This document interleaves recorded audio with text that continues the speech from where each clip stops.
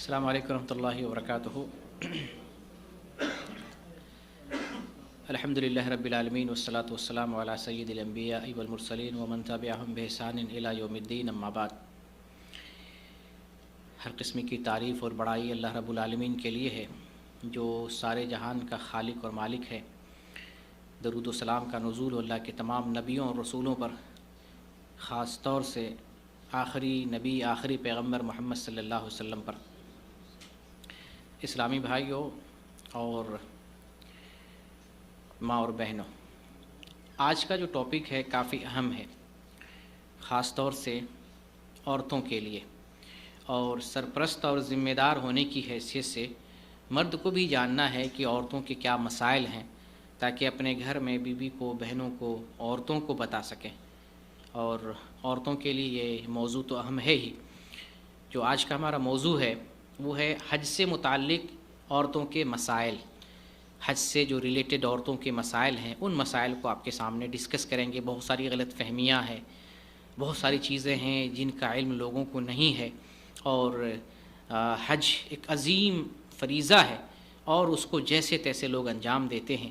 ضروری ہے کہ اس معاملے میں جو سنت کا طریقہ ہے اس کو جانا جائے، اس کو سیکھا جائے اور اس کے مطابق حج کیا جائے۔ عورتوں کو بھی سنت کے مطابق کرنا ہے، مردوں کو بھی سنت کے مطابق کرنا ہے۔ اور نبی صلی اللہ علیہ وسلم نے اسپیشلی بتا دیا، خذوا انی مناسککم، تم مجھ سے حج اور عمرے کا طریقہ سیکھو۔ تو رسول اللہ صلی اللہ علیہ وسلم نے حج کر کے اور تعلیم دے کر جو ہمیں بتلایا ہے، ہم اس طریقوں جاننے کی کوشش کریں گے تاکہ سنت کے مطابق ہم حج کر سکیں۔ چونکہ ہمارا مسئلہ ہے حج سے متعلق عورتوں کے مسائل، اس لیے ہم عورتوں سے ریلیٹڈ مسائل کو بیان کریں گے، اور اگلا جو آخری لیکچر ہوگا تو اس میں ہم حج کا طریقہ آپ سے ڈیٹیل ہم بتائیں گے، مکمل تفصیل کے ساتھ۔ آج خواتین کے مسائل ہم ڈسکس کریں گے تاکہ آپ کو صحیح اور ایکچوئل مسئلہ عورتوں کے تعلق سے معلوم ہو جائے اور خواتین تک بھی میری یہ بات پہنچ جائے۔ سب سے پہلا پوائنٹ میں نے رکھا ہے، اس بات کو ہمیں جاننا ہے کہ اللہ رب العالمین نے عورتوں کا مقام بہت بلند کیا ہے، بہت عزت دی ہے، بہت شرف سے نوازا ہے، لیکن اللہ تعالیٰ نے عورت پر جہاد فرض نہیں کیا ہے۔ جہاد کے بدلے عورتوں کو نعم البدل عطا فرمایا ہے۔ یہ جو حج ہے یہ جہاد کا نعم البدل ہے۔ حضرت عائشہ رضی اللہ تعالیٰ عنہ حج کی فضیلت دیکھتی ہیں تو وہ بھی شوق رکھتی ہیں کہ ہم بھی جہاد کریں، عورتوں کو بھی جہاد کرنا چاہیے۔ چنانچہ وہ رسول اللہ صلی اللہ علیہ وسلم سے پوچھتی ہیں، یا رسول اللہ، نرى الجہاد افضل العمل افلا نجاہد؟ قال لا، افضل الجہاد حج مبرور۔ حضرت عائشہ رضی اللہ تعالیٰ عنہ نبی صلی اللہ علیہ وسلم سے پوچھتے ہیں، اللہ کے رسول، جہاد جو ہے افضل عمل ہے، تو کیا ہم عورتیں جہاد نہیں کر سکتی ہیں؟ تو آپ صلی اللہ علیہ وسلم نے منع کیا، نہیں، عورتیں جہاد نہیں کریں گی، لیکن عورتوں کا جو جہاد ہے وہ حج مبرور ہے۔ حج مبرور، نیکی والا، بر والا، سنت کے مطابق جو حج ہو وہ حج مبرور عورتوں کے حق میں جہاد کا بدل ہے۔ یہ بخاری کی حدیث ہے، بخاری میں ایک جگہ، دوسری جگہ اس طرح کی بھی روایت ہے۔ سیدہ عائشہ رضی اللہ تعالیٰ عنہ ہی بیان کرنے والی ہیں، استاذنت النبی صلی اللہ علیہ وسلم فی الجہاد فقال جہاد کن الحج۔ میں نے نبی صلی اللہ علیہ وسلم نے جہاد کی اجازت طلب کی تو آپ صلی اللہ علیہ وسلم نے بیان کیا، تم لوگوں کا جہاد حج ہے، تمہارا جو جہاد ہے حج ہے۔ تو دیکھیں، عورتوں کو بھی خواہش ہے ہم بھی زیادہ اجر حاصل کریں، ہم بھی اللہ کا قرب حاصل کریں، تو اللہ تعالیٰ نے بدلے کے طور پر جہاد جیسا عمل عورتوں کو بھی عطا فرمایا۔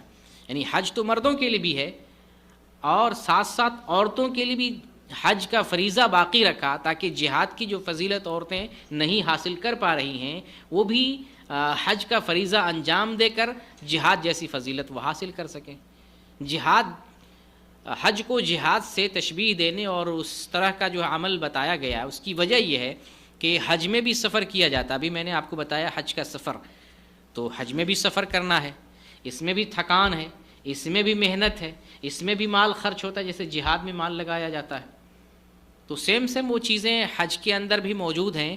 اس لیے نبی صلی اللہ علیہ وسلم نے عورتوں کے حق میں جہاد کے بدل کو حج قرار دیا ہے۔ بلکہ بخاری کی ایک دوسری حدیث ہے، نعم الجہاد الحج، یعنی بہترین قسم کا جہاد جو ہے حج ہے۔ تو الحمدللہ اسلام نے عورتوں کو محروم نہیں کیا ہے، اس لیے عورتوں کو مایوس ہونے کی ضرورت نہیں ہے۔ اور پھر خواتین جو ہے عہد رسول میں غزوات میں جایا کرتی تھیں، غزوات میں جاتی تھی، مقصد ہوتا تھا، وہ مقصد جہاد نہیں ہوتا تھا، مقصد ہوتا تھا جو مریض ہیں، جو مجاہد بیمار ہیں، ان لوگوں کی خدمت کرنا، دیکھ ریکھ کرنا، مجاہدوں کا کھانا بنانا۔ تو اس تعلق سے جو ہے ایک خاتون ہے ام عطیہ رضی اللہ تعالیٰ عنہ، تقریباً 7 غزوات میں نبی صلی اللہ علیہ وسلم کے ساتھ وہ شریک ہوئی ہیں۔ تو ایسا نہیں جہاد میں عورتیں نہیں گئی ہیں، مدد کے طور پر گئی ہیں، لیکن جہاد ان کے اوپر فرض نہیں ہے مردوں کی طرح، جہاد کرنا ان پر فرض نہیں۔ اللہ تعالیٰ نے یہ فریضہ ان سے ساقط کر دیا ہے، جہاد کا بدل عطا فرمایا، حج مبرور۔ یہ پہلا نقطہ تھا۔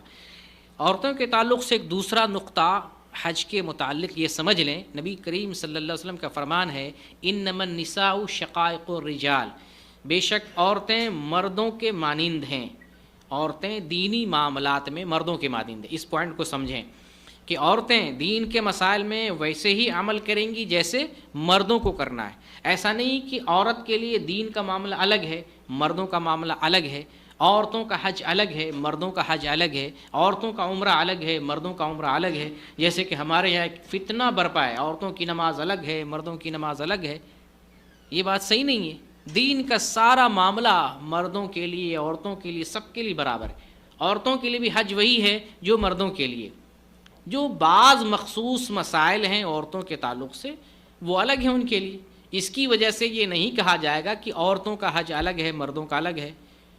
جیسے نماز میں بھی عورتوں کے بعض مسائل مختلف ہیں، لیکن اس بنیاد پر یہ نہیں کہا جائے گا کہ عورتوں کی نماز کا طریقہ الگ ہے، مردوں کی نماز کا طریقہ الگ ہے۔ اس لیے یہ بات بھی آپ کے ذہن میں رہے کہ عورتوں کے حج کا طریقہ بھی وہی ہے جو مردوں کے حج کا طریقہ ہے۔ بعض مسائل جو عورتوں کی طبیعت اور صنف نازک کے موافق جو چیز تھی، اسلام نے ان کے لیے الگ سے متعین کی ہے۔ عورت کے لیے شایان شان جو چیز مناسب اور موافق تھی، بعض مسائل اللہ تعالیٰ نے عورتوں کے لیے الگ سے بیان فرمائے، ورنہ دین سارا کا سارا مردوں کے لیے بھی وہی ہے، سارا کا سارا دین عورتوں کے لیے بھی وہی ہے۔ یہ دوسرا نقطہ آپ نے ذہن میں رکھا۔ تیسری بات یہ ہے کہ حج ایک فریضہ ہے اور یہ مردوں کی طرح عورتوں پر بھی فرض ہے، چونکہ میں ابھی عورتوں کو مخاطب کر رہا ہوں اور عورتوں سے ریلیٹڈ مسئلہ بیان کر رہا ہوں، اس لیے یہ بات ذہن میں رہے۔ جیسے حج فرض ہے مردوں پر، اسی طریقے سے حج فریضہ ہے عورتوں کے حق میں بھی۔ اللہ کا فرمان جیسے ہے وَلِلَّهِ عَلَى النَّاسِ حِجُّ الْبَيْتِ مَنِ اسْتَطَاعَ إِلَيْهِ سَبِيلًا، کہ لوگوں پر حج کرنا فرض کر دیا گیا ہے ان لوگوں پر جو اللہ کے گھر کی طرف سفر کرنے کی طاقت رکھتے ہوں۔ تو یہ طاقت اگر عورت میں ہے تو عورت کے اوپر بھی حج فرض ہے۔ اب الحمدللہ ایک سوال جو ہمارے بھائی نے کیا تھا کہ ہمارے معاشرے میں عورتوں کے پاس مال تو ہوتا ہی نہیں ہے، تو ہمارے یہاں تو جیسے لگتا ہے عورتوں پر کسی پر حج ہی فرض نہیں ہے۔ تو یہاں مسئلہ یہ ہے کہ ہم نے عورتوں کو جائیداد سے، وراثت سے، مال دولت سے محروم کر رکھا ہے، اس لیے ہمارے سماج کی عورتوں ایسا معلوم ہوتی ہیں۔ اگر جائیداد میں لڑکیوں کا حصہ دیا جائے اور جو مہر دیتے ہیں وہ دیا جائے، شوہر بیوی کو گفٹ دیتا رہے، والدین دیتے رہے، تو اس مال سے عورت جو ہے، بہت ساری عورتیں ایسی نکلیں گی جن پر حج فرض ہو جائے گا۔ اگر صرف وراثتی کا معاملہ دیکھ لیا جائے، جیسے باپ نے کئی بلڈنگیں چھوڑا ہے، کئی پلاٹ چھوڑے ہیں، سارا کا سارا بیٹا ہڑپ لیتا ہے، بیٹی کو کچھ ملتا ہی نہیں ہے، تو پھر وہ بیٹی غریب کی غریب رہ جاتی ہے۔ وہ تو ان کا حق تھا، تو حق ہم مارتے ہیں، اس لیے ہماری سماج کی عورتیں جو ہیں غریب نظر آتی ہیں۔ اگر عورتوں کو ان کا حق ملے تو ہمارے سماج کی عورتیں بھی مالدار نظر آئیں، ان میں سے بہت سی عورتوں پر حج فرض ہوگا اور وہ حج کر سکیں گی۔ تو اس لیے اس طرف توجہ دینے کی ضرورت ہے کہ عورت کا جو حق ہے وہ حق عورتوں کو دینا چاہیے، وراثت سے حصہ ہو یا ہم نے شادی کے وقت میں ان کے لیے جو مہر متعین کیا ہے وہ اپنے وقت پہ مہر دے دیں۔ اگر ہم شادی کے وقت نہیں دے سکے ہیں تو شادی کے بعد جب میسر ہو رہا ہے آپ ان کا مہر دے دیں۔ لوگ دیتے ہی نہیں اور سمجھتے ہیں کہ ہماری اپنی بیوی ہے، دیں گے تو بھی کوئی مسئلہ نہیں، نہیں دیں گے تو بھی کوئی مسئلہ نہیں، جبکہ حق ہے۔ اگر اس حال میں دنیا سے جا رہے ہیں تو بیوی کا حق آپ کے گلے میں رہے گا، آپ کے کندھے پر رہے گا۔ اور وراثت میں بھی اگر لڑکوں نے بہنوں کو محروم کیا ہے تو جن بھائیوں نے ایسی تقسیم کی ہے قیامت میں وہ لوگ پکڑے جائیں گے۔ تو عورتوں کا جو حق ہے، اگر عورتوں کو اپنا حق ملے تو بہت ساری عورتیں ہمارے سماج میں مالدار نظر آئیں گی۔ تو بہرکیف یہ حج ایک فریضہ ہے، مردوں کے حق میں بھی ہے اور عورتوں کے حق میں بھی۔ جو عورت جسمانی اعتبار سے اور مالی اعتبار سے مکۃ المکرمہ پہنچنے کی طاقت رکھتی ہیں، ان پر حج فرض ہے اور ان کو پہلی فرصت میں حج کرنا چاہیے۔ تو یہ فریضے کی بات تھی۔ اب حج کرنے سے متعلق ایک جو ہے اہم معاملہ جو ابھی میں نے پہلے بھی بتایا تھا، اور بطور تذکیر اور بطور اعادہ پھر سے اس بات کو ریپیٹ کر دیتا ہوں کہ حج کرنے سے پہلے جو ہے ہمیں یہ جاننا ہے کہ حج کی قبولیت کا انحصار کس پر ہے۔ حج سے پہلے ہمیں جو ہے گناہوں سے پاک ہونا ہے، توبہ کرنا ہے، لوگوں کا حق جو ہے لوٹا دینا ہے، اور پھر اس کے بعد جو ہے حج کی قبولیت کا انحصار 3 چیزوں پر ہے۔ ایک تو یہ ہے کہ عقیدہ صحیح ہو، پھر اس کے بعد اخلاص کے ساتھ حج کریں، اس کے بعد سنت کے مطابق حج کریں۔ یہ 3 چیز حاجیوں کو ذہن میں رکھنا چاہیے۔ عقیدہ آپ کا درست ہونا چاہیے، اس لیے کہ اگر عقیدے میں خرابی ہوگی، توحید میں خرابی ہوگی، خلل ہوگا، اللہ آپ کا حج قبول نہیں فرمائے گا۔ جیسے کہ اللہ تعالیٰ نے سورہ نساء میں ارشاد فرمایا، ان اللہ لا یغفر ان یشرک بہ ویغفر ما دون ذلک لمن یشاء، اللہ تعالیٰ شرک کرنے والے کو معاف نہیں کرے گا۔ شرک کے علاوہ کوئی بھی گناہ لاتے ہیں اللہ چاہے تو معاف کر دے گا، بلکہ ترمذی کے ایک حدیث ہے، زمین آسمان کے برابر، زمین آسمان کے برابر بھی بنی آدم گناہ لے کے آتا ہے، اس حال میں کہ اس نے اللہ کے ساتھ کسی کو شریک نہیں ٹھہرایا ہے۔ اللہ ابن آدم سے مخاطب ہو کے فرماتا ہے میں معاف کر دوں گا، زمین آسمان کے برابر۔ لیکن شرک لاتے ہیں اور زمین آسمان کے برابر نیکیاں لاتے ہیں، یہ شرک آپ کی نیکیوں کو کھا جائے گا، برباد کر دے گا، حج بھی قبول نہیں ہوگا۔ اس لیے یہ بات ذہن میں رہے، پہلا عقیدے کی اصلاح ہونی چاہیے، عقیدہ ہمارا صحیح ہو، ٹھوس ہو، مضبوط ہو، اسلام کے مطابق ہو، قرآن و حدیث، قرآن و سنت کے مطابق ہو، تبھی آپ کا حج مقبول ہوگا۔ دوسری چیز یہ ہے کہ حج کریں گے تو اچھی نیت سے، صالح نیت سے، اخلاص کے ساتھ، اللہ کی رضا کے لیے۔ اگر ایسا حج نہیں کرتے ہیں تو آپ کا حج مقبول نہیں ہوگا۔ صحیح بخاری کی حدیث انما الاعمال بالنیات، عملوں کا دار و مدار نیت پر ہے۔ اگر نیت اچھی ہوگی تو حج مقبول ہوگا، نیت اچھی نہیں ہوگی تو حج مقبول نہیں ہوگا۔ اور تیسرا معاملہ یہ ہے کہ حج سنت کے مطابق ہو، سنت کے مطابق حج کرتے ہیں آپ کا حج مقبول ہوگا، ورنہ مقبول نہیں ہوگا۔ جیسے کہ نبی کریم صلی اللہ علیہ وسلم کا فرمان ہے، من عمل عملا لیس علیہ امرنا فہو رد، جس نے کوئی ایسا عمل کیا جو دین میں سے نہیں ہے، ہمارے معاملات میں سے نہیں ہے، فہو رد، وہ مردود اور باطل ہے، وہ آپ کا قبول ہی نہیں کیا جائے گا۔ آپ حج کرتے ہیں سنت کے مخالف کرتے ہیں، آپ حج کرتے ہیں سنت نہیں برتتے ہیں، حج کرتے ہیں سنت کے حساب سے نہیں کرتے ہیں، آپ کا حج، محنت، مال اور ساری چیزیں رائگاں ہو جائیں گی، بیکار ہو جائیں گی۔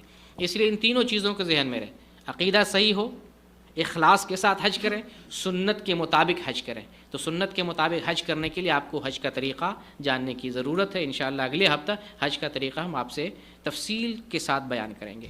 تو ایک یہ چیز ہم نے جان لیا کہ حج کی قبولیت کا انحصار کس پر ہے، یہ بہت زیادہ ضروری ہے، اور یہ صرف حج کے لیے نہیں ہے بلکہ تمام دین کے اعمال کے لیے، تمام عملوں کے لیے یہی پیمانہ ہے۔ آپ کا کوئی بھی عمل قبول ہوگا تو یہی تینوں چیزیں دیکھی جائیں گی، آپ کا عقیدہ ٹھیک ہے کہ نہیں، آپ اخلاص سے کر رہے ہیں کہ نہیں، آپ سنت کے مطابق کر رہے ہیں کہ نہیں، تبھی آپ کا جو ہے عمل قبول یا ناقبول کا معاملہ ہوگا۔ اس لیے ان باتوں کو ذہن میں رکھنے کی ضرورت۔ اب آتے ہیں اہم معاملے کی طرف، جو وہ معاملہ ہے عورت کا معاملہ اور محرم کا معاملہ۔ اس کو سمجھ لیتے ہیں۔ عورت کو اللہ تعالیٰ نے اگر مال دیا ہے تو حج فرض ہو جاتا ہے، اور اس کو اپنے محرم کے ساتھ پہلی فرصت میں حج کرنا چاہیے۔ محرم کون لوگ ہوں گے؟ محرم کا معنی سمجھ لیں، جن سے نکاح کرنا حرام ہے، یا عورتیں جن سے پردہ نہیں کرتی ہیں شرعی طور پر، ایسا نہیں جو ماحول کے طور پہ جو ہے کسی سے پردہ نہیں کرتی، وہ نہیں، شرعی طور پر جن سے پردہ کرنا اسلام میں جو ہے اسلام اجازت دیتا ہے، پردہ کرنے کی ضرورت نہیں ہے، وہ لوگ محرم ہیں۔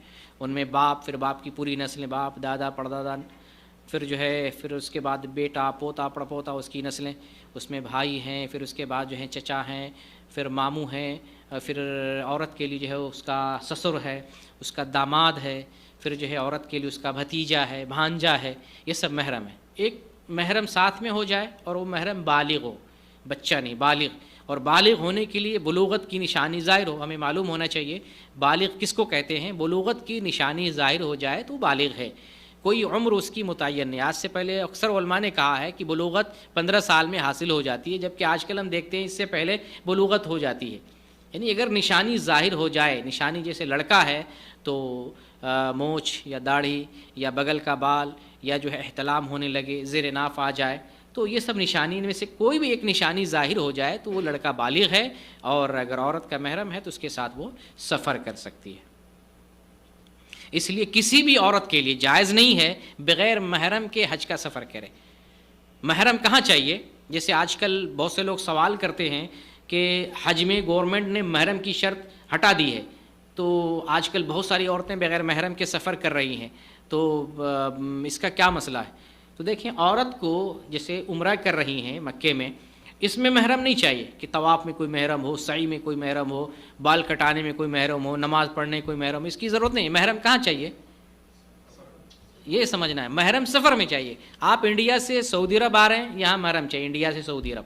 حج میں نہ ہو کوئی مسئلہ نہیں ہے، عرفات میں نہ ہو، مینا مزدلفہ میں نہ ہو، کوئی مسئلہ نہیں ہے، لیکن اگر ہو تو ضرورت میں کام آ سکتا ہے۔ اصل محرم کی قید ہے سفر میں، آپ سفر کر رہے ہیں، سفر میں محرم چاہیے۔ جیسے کوئی آدمی یہاں رہتا ہے، اپنی فیملی کے ساتھ رہتا ہے، بیوی کو مکہ چھوڑ آیا، وہ عمرہ کر رہی ہیں اور وہ جدہ واپس آ گیا، جب وہ عمرہ کر لیتی ہیں پھر جا کے لے آتا واپس، میں کوئی حرج کی بات نہیں۔ محرم عمرہ کرنے کے لیے نہیں چاہیے، سفر میں چاہیے۔ آپ اپنے ملک سے آ رہے ہیں مکہ، اپنے مکہ سے اپنے ملک واپس جا رہے ہیں، اس سفر میں عورت کو محرم چاہیے۔ اور کسی بھی عورت کے لیے جائز نہیں ہے کہ وہ بغیر محرم کے سفر کرے، حج کا سفر ہو، عمرے کا سفر ہو، یا کسی بھی مقصد کے لیے، تعلیم کا سفر ہو، یا کسی بھی چیز کی خرید و فروخت یا کاروبار یا دنیاوی کسی چیز کے لیے ہو، کسی بھی عورت مسلمان کو یہ جائز نہیں ہے کہ محرم کے بغیر وہ سفر کرے۔ جیسے کہ نبی کریم صلی اللہ علیہ وسلم فرماتے ہیں، کسی بھی مسلمان عورت کے لیے جائز نہیں ہے جو اللہ پر اور یوم آخرت پر ایمان لاتی ہے، وہ ایک دن اور ایک رات بغیر محرم کے سفر کرے۔ کسی عورت کے لیے جائز نہیں، اس لیے رسول اللہ صلی اللہ علیہ وسلم کے حکم کی نافرمانی عورتوں کو نہیں کرنا چاہیے۔ ایک حدیث اس طرح سے آتی ہے، دیکھیں، ایک شخص جو ہے رسول اللہ صلی اللہ علیہ وسلم سے عرض کرتا ہے، اللہ کے رسول، میں نے فلاں جہاد میں جانے کے لیے لشکر میں نے نام لکھا دیا اور میری بیوی حج کرنا چاہتی ہے۔ آپ نے کیا فرمایا؟ آپ نے فرمایا تم جاؤ اپنی بیوی کے پاس، اپنی بیوی کے ساتھ حج کرو۔ یہ آپ کو حدیث بتاتا ہوں، یہ حدیث صحیح بخاری میں ہے، 1862 نمبر کی یہ حدیث، جا کے چیک کریں۔ تو اس میں نصیحت ہے شوہر کے لیے بھی، اس میں نصیحت ہے بیوی کے لیے بھی کہ بغیر محرم کے وہ سفر نہ کرے، اور شوہر کو بھی چاہیے کہ اپنی بیوی کو بغیر محرم کے سفر پہ نہ بھیجے۔ محرم کا انتظام کر کے بیوی کو کسی بھی سفر پہ، عمرے کا سفر ہو، حج کا سفر ہو، یا کسی بھی طرح کا سفر ہو، اگر سفر ہے جو ایک دن اور ایک رات والا ہے یا کم از کم 80 کلومیٹر والا جو سفر ہے، اس سفر میں اپنے عورتوں کو، گھر کی عورتوں کو بغیر محرم کے نہیں بھیجنا چاہیے۔ یہ مسئلہ تو آپ نے سمجھ لیا کہ ایک عورت پر حج فرض ہے اور اس عورت کو محرم کے ساتھ سفر کرنا ہے، بغیر محرم کے حج پہ نہیں جانا ہے۔ ٹھیک ہے، یہ مسئلہ آپ نے سمجھ کر لیا۔ اب یہاں ایک دوسرا مسئلہ سمجھتے ہیں کہ ایک عورت ہے، حج فرض ہو گیا اور اس نے بغیر محرم کے حج کر لیا، اس کا حج ہوگا کہ نہیں ہوگا؟ تو اس میں علماء تقریباً سب یہی کہتے ہیں کہ اس کا حج تو ہو جائے گا۔ اگر محرم کے بغیر اس نے حج کر لیا ہے، حج ہو جائے گا، لیکن محرم کے بغیر اس نے جو سفر کیا ہے، یہ اللہ اس کے رسول کے حکم کی مخالفت ہے، اس معاملے میں گناہ گار ہے۔ اللہ رب العالمین سے توبہ کرے۔ اور پھر اس معاملے کو بیان کرنے کا یہ بھی مسئلہ نہیں ہے کہ میں نے بیان کر دیا تو عورتیں جو ہے بغیر محرم کے سفر کریں۔ اللہ اور اس کے رسول کے حکم کی مخالفت نہیں ہونی چاہیے۔ ایک مسئلہ آپ کو بتا دیا، اسی میں جو ہے ایک مسئلہ دوسرا بتاتا ہوں۔ آج کل عورتوں کے گروپ کے ساتھ آ رہی ہیں، تو عورتوں کا کہنا ہے کہ ہم عورتوں کے گروپ اور جماعت کے ساتھ آ رہے ہیں، عمرے پہ آ رہے ہیں، حج پہ آ رہے ہیں، اس میں کوئی حرج کی بات نہیں ہونی چاہیے۔ زمانہ جو ہے اگر پرخطر ہے تو ہم جماعت کے ساتھ آ رہے ہیں، عورتوں کی جماعت کے ساتھ آ رہے ہیں، تو یہ بھی صحیح نہیں ہے۔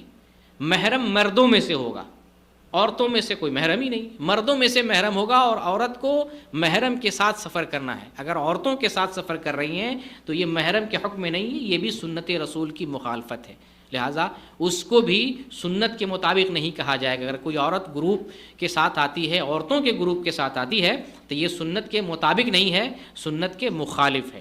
ایک مسئلہ یہ ہے۔ ایک دوسرا مسئلہ یہ ہے کہ عورت کے پاس مال ہے، حج فرض ہو گیا لیکن محرم ہے ہی نہیں، شوہر انتقال کر گیا ہے، ماں باپ نہیں ہے، یا محرم میں سے کوئی نہیں ہے، انتظام نہیں ہے محرم کا، کوئی محرم نہیں ہے، وہ عورت کیا کرے گی؟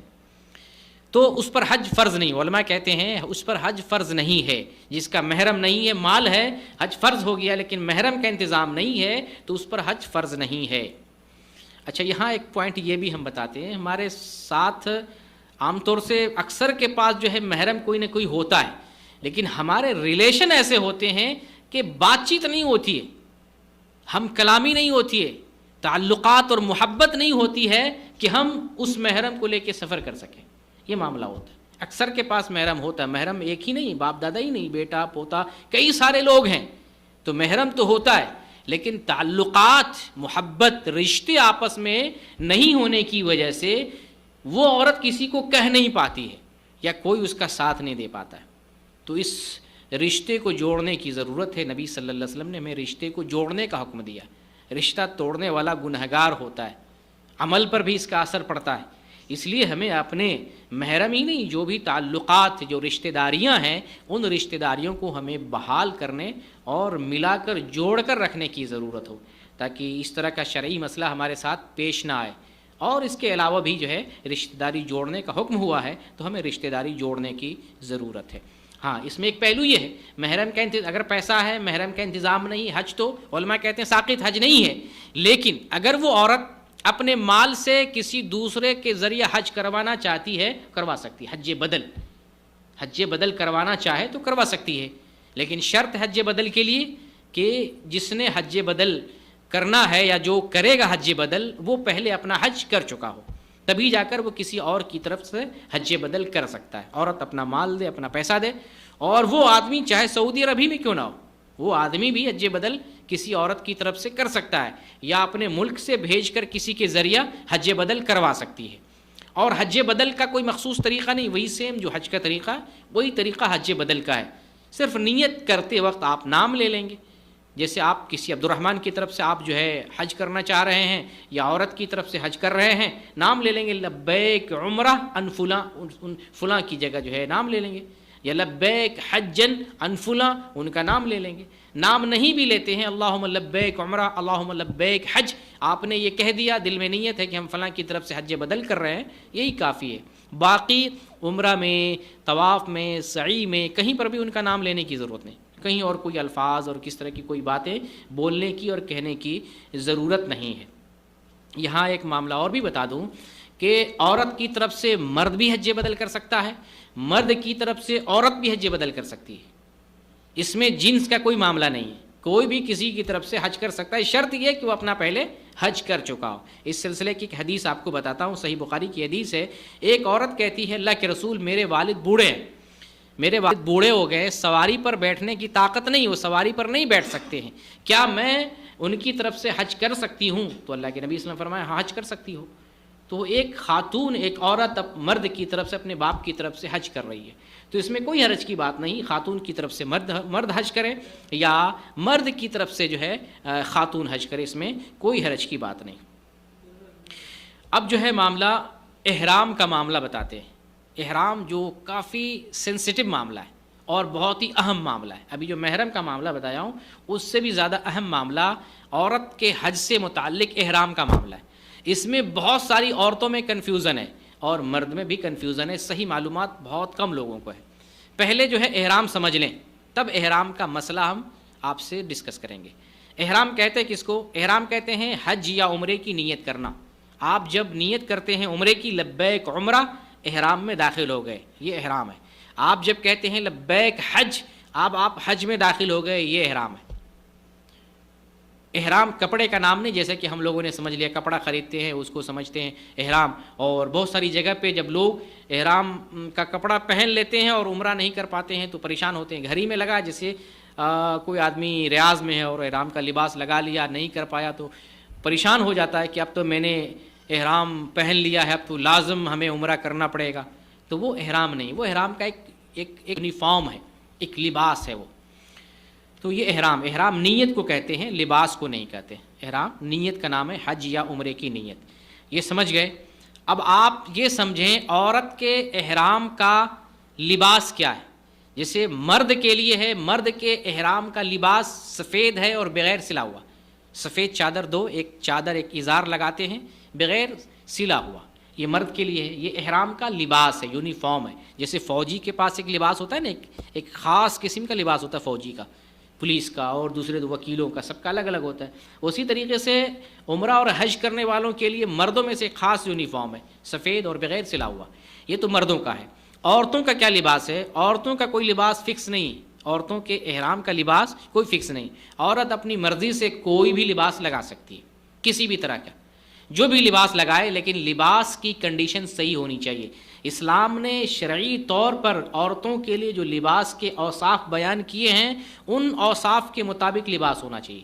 نہ بھڑکیلا ہونا چاہیے، نہ کافروں کا لباس ہونا چاہیے، نہ شہرت کا لباس ہونا چاہیے، نہ مردوں کا لباس ہونا چاہیے، نہ ٹائٹ لباس ہونا چاہیے، نہ ہی باریک لباس ہونا چاہیے، نہ ہی جو ہے اریاں لباس ہونا چاہیے. ان سارے اوصاف کو ہمیں دیکھنا، یعنی لباس ساتر ہو اور صحیح لباس ہو، بھڑکیلا نہ ہو. ساتر سادہ لباس ہو. اور عورتوں کے لیے دو چیز منع کیا اسلام نے، ایک تو نقاب اور برقع منع کیا ہے احرام کی حالت میں، اور ایک دستانہ منع کیا ہے. ٹھیک ہے، دو چیز منع کیا ہے. اب برقعے کی بنیاد پر عورتوں میں مردوں میں دو غلط فہمی پائی جاتی ہے. عورتوں کے احرام کے تعلق سے دو غلط فہمی پائی جاتی ہے. ایک غلط فہمی یہ ہے کہ عورتوں کے لیے حج اور عمرہ میں پردہ ہی نہیں ہے، چہرے کا پردہ نہیں. ایک غلط فہمی ہے، یہ غلط بات ہے. دوسری غلط بات جو لوگوں میں مشہور یہ ہے، وہ یہ ہے کہ عورتوں کا چہرے سے لباس ٹچ نہیں ہونا چاہیے. یہ دو چیز، یہ دونوں بات غلط ہے. اس کا کوئی تعلق نہیں ہے، جھوٹی بات ہے، غلط بات ہے. اور یہ غلط بات کیوں مشہور ہو گئی کہ اسلام نے برقع اور نقاب استعمال کرنے سے عورتوں کو منع کیا ہے، تو لوگوں نے یہ سمجھ لیا برقع سے چونکہ پردہ کیا جاتا ہے اس لیے چہرے کا پردہ نہیں ہے. حالانکہ منع کرنے کا مقصد کچھ اور ہے. برقع یا نقاب منع کرنے کا مطلب یہ ہے کہ خاص ہیئت کا جو کپڑا ہوتا ہے، جو سر پہ لگاتے ہیں اور آنکھ کی جگہ پہ جو کھلا ہوا کپڑا ہوتا ہے، وہ لگانا منع ہے. اس کو لگانا منع کیا گیا ہے.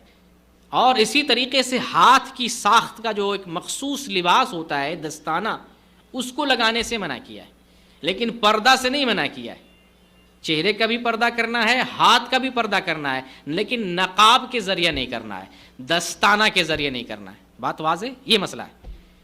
پردہ تو کرنا ہے چہرے کا بھی اور ہاتھ کا بھی، لیکن نقاب سے نہیں کرنا ہے اور دستانے سے نہیں کرنا ہے. پردہ لیکن کرنا ہے. ابھی میں مخصوص دلیل بھی آپ کو دیتا ہوں. ساتھ ساتھ یہاں یہ بھی بتا دیتا ہوں کہ دیکھیں ان احادیث سے یہ بھی معلوم ہوتا ہے کہ عہد رسول کی خواتین پردہ بھی کرتی تھی، چہرے کا بھی پردہ کرتی تھیں. جو لوگ کہتے ہیں کہاں جو ہے پردے کا حکم آیا ہے، یہ تو پردہ صرف نبی صلی اللہ علیہ وسلم کی بیویوں کے لیے ہے. عہد رسول کی خواتین پردہ کرتی تھی چہرے کا. ساتھ ساتھ یہاں یہ بھی معلوم ہو رہا ہے کہ ہاتھ کا بھی پردہ کرتی تھی. ہاتھ کا پردہ کرتی تھی عورتیں، تبھی تو نبی صلی اللہ علیہ وسلم نے منع کیا کہ دستانہ نہ لگاؤ. جب ہاتھ کا پردہ نہیں کرتی تو آپ کیوں منع کرتے؟ اسی حدیث سے معلوم ہوتا ہے کہ عہد رسول کی خواتین ہاتھ بھی چھپاتی تھی، چہرے بھی چھپاتی تھی اور ہاتھ بھی چھپاتی تھی. اس لیے یہ بات ذہن میں رہے. ٹھیک ہے، تو یہ غلط فہمی دور ہونی چاہیے کہ عورتوں کے لیے حج میں پردہ نہیں ہے. عورتوں کے لیے کبھی بھی پردہ منع نہیں ہے. نہ حج میں منع ہے، نہ عمرہ میں منع ہے، نہ سفر میں منع ہے، نہ حضر میں منع ہے. کبھی بھی کسی بھی جگہ پہ پردہ منع نہیں ہے. اکیلے میں ہے تو اکیلے میں چہرہ کھول کے رہے، کوئی مسئلہ نہیں. اپنے محرم کے پاس چہرہ کھول کے رہے، کوئی مسئلہ نہیں. پردہ وہاں ہے جہاں اجنبی لوگ ہیں، اجنبی مرد ہے، وہاں پردہ ہے. تو پردہ کبھی بھی عورت سے معاف نہیں ہے. چلیے آپ کو مخصوص دلیل دیتا ہوں. ابن خزیمہ میں ایک حدیث ہے، اسی طریقے سے مستدرک حاکم میں ہے. شیخ البانی نے اس حدیث کو صحیح قرار دیا ہے. اور ارواء الغلیل کے اندر وہ حدیث اس طرح سے ہے، اسماء بنت ابی بکر کہتی ہیں کہ ہم عورتیں احرام کی حالت میں مردوں سے اپنا چہرہ چھپایا کرتی تھیں. یہ حدیث ہے، اس کی سند صحیح ہے کہ ہم عورتیں احرام کی حالت میں مردوں سے اپنے چہرے کو چھپایا کرتی تھیں. تو یہ مخصوص دلیل ہو گئی. اب اس سے معلوم ہو گیا کہ عورتیں چہرہ کا پردہ کر رہی ہیں. جو غلط فہمی پھیلی ہوئی ہے کہ عورتوں کے لیے جو ہے حج اور عمرے میں پردہ نہیں ہے چہرے کا، وہ غلط بات ہے، جھوٹی بات ہے، لوگوں کے اندر غلط مشہور ہو گیا. اسی طریقے سے ارواء الغلیل کے اندر ایک اور جو ہے حدیث ہے جس کی سند کو شیخ البانی نے صحیح قرار دیا ہے. فاطمہ بنت منذر رضی اللہ تعالی عنہ بیان کرتی ہیں کہ ہم عورتیں احرام کی حالت میں اپنے چہروں کا پردہ کیا کرتی تھیں. یعنی ہم عورتیں اپنی بات نہیں کر رہی ہیں کہ میں پردہ کرتی، نہیں، ہم عورتیں احرام کی حالت میں چہرے کا پردہ کیا کرتی تھی. اور یعنی ایک دلیل بھی مل جائے ہمارے لیے کافی ہے، اور ویسے کوئی بھی دلیل ایسی نہیں ہے جس سے ہمیں یہ معلوم ہو کہ حج اور عمرے میں عورت کے چہرے کے لیے پردہ نہیں ہے، کبھی بھی پردہ معاف نہیں۔ اس لیے ان آثار سے بھی معلوم ہوتا ہے کہ عورتیں اپنا چہرہ ڈھکیں گی، اپنے چہرے کو ڈھک کر رکھیں گی۔ اب آپ کو ہم کیفیت بتاتے ہیں کہ عورت کے احرام کا لباس کس طرح کا ہونا چاہیے۔ احرام آپ نے سمجھ لیا، نیت کو کہتے ہیں۔ اب احرام کا لباس، عورتوں کے احرام کا لباس ہم بتاتے ہیں کہ کیسے لگانا ہے، کس طریقے سے لگانا ہے۔